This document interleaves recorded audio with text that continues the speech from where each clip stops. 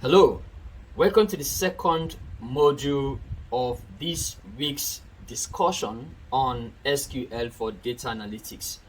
In this module, our focus will be on learning about SQL data types. So this is the second module. Let's get right in as we discuss these various data types in SQL.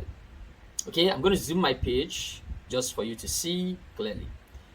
So SQL or structured query language, just like we've seen earlier or discussed earlier, is a standard programming language for managing relational databases. We've talked about this right from the very first week.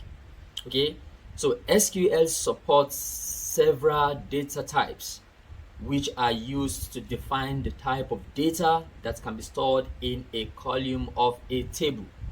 Now, the most common data types in SQL are as follows. One, we have integer. Okay, so whenever I hear the word integer, think of whole numbers, negative and positive whole numbers, including 0. So as clearly stated here, this data type is used to store whole numbers. It has a range from negative 214748368. So how do I call this number in words? Let's see. 123, 123, 123. So that is 2 billion, negative 2 billion 147,483,648. 2 billion 147,483,648. So it can hold number within between this range from negative 2 billion approximately to positive 2 billion. Okay, that is integer. So whenever you are creating a database and you create a column that you intend to store whole numbers, then you want to choose int as the data type. The next data type under numeric data type is decimal. Okay, so decimal, this data type is used to store decimal numbers. So when we say decimal numbers, we mean numbers that can hold, or numbers that can be expressed in decimal fractions. For instance, 2.5, 1.38, those are decimal numbers. So it has a fixed precision and scale, which means that you can define the number of digits to the left and right of decimal point. For example, we have dec 5,2, which means I want a decimal number which is 5 digits to add to decimal place. So it would allow a number with 3 digits to the left of the decimal and 2 digits to the right. So that is a 5-digit number which is 2 decimal places. That is one, for example, 123.45. So a 5-digit number which is 2 decimal places. So that's an example of a decimal data type, and it's written DEC, D-E-C.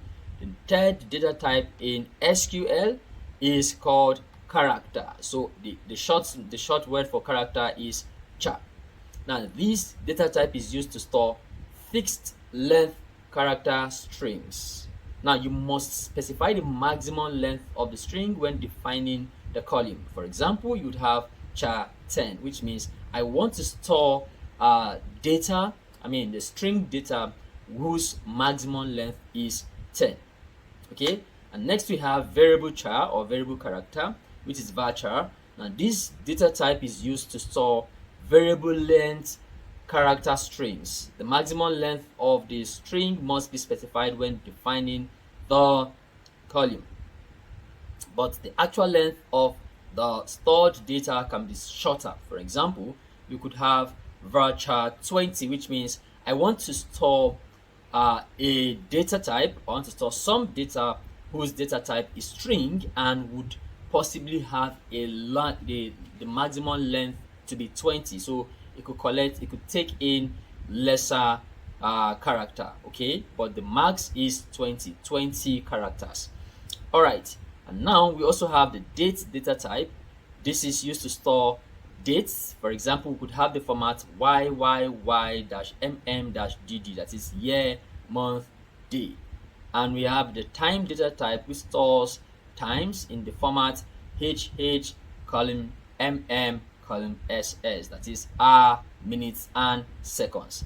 And we have the Boolean data type. This is a kind of data type that stores a true or false value. And the binary, which is called the blob data type. This data type stores binary data such as images or other files. Now these are the common. There are other data types in SQL, but these are the most used ones, and we'll be seeing a lot of these types of data type as we move on. I know you've seen it in the previous module where we looked at the schema and the ERD of the Chinook database, but here we'll go into the columns and understand the various data types that these database, the Chinook database, has for each table. Okay, so that is where I'll be drawing the curtain for this particular module.